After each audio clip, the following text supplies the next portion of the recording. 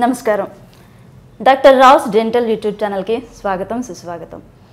గత 40 సంవత్సరాలుగా గాంధీ ఉస్మానియా హాస్పిటల్లో సర్వీస్ చేసి ప్రస్తుతం అమీర్పేటలో ప్రాక్టీస్ చేస్తున్నారు.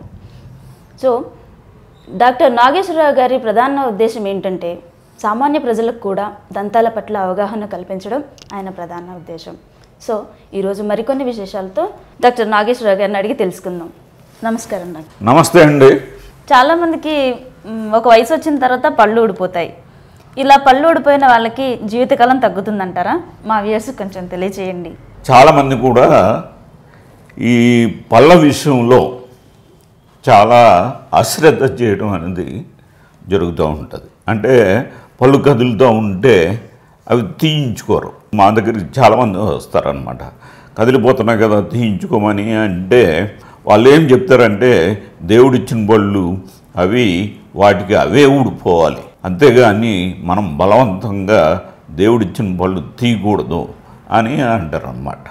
ఇట్లాగా చాలామంది కూడా పళ్ళన్నీ ఊడిపోయే వరకు వాళ్ళు ఏంటంటే అట్లాగే వెయిట్ చేస్తారు.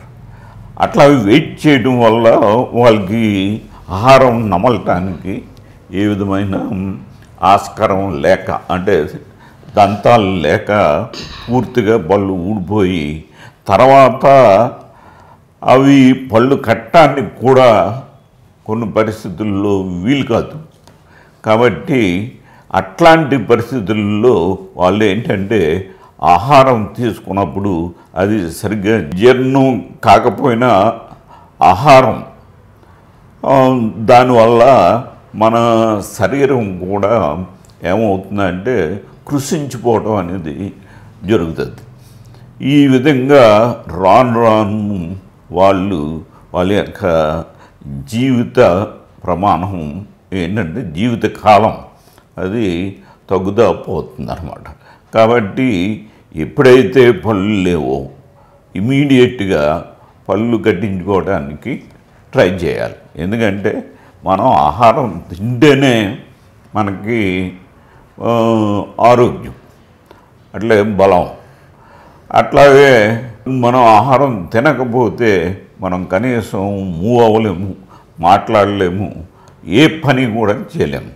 కాబట్టి ఈ విషయాన్ని గమనించి మీరు ఎవరికైనా పళ్ళు లేకపోతే ఇమీడియట్గా పళ్ళు కట్టించుకుని మీ ఆరోగ్యాన్ని కాపాడవలసిందిగా కోరుచున్నాను. ఈ వీడియో మీకు నచ్చినట్లయితే షేర్ చేయండి, లైక్ చేయండి, సబ్స్క్రైబ్ చేసుకోవడం మర్చిపోకండి. నమస్కారం.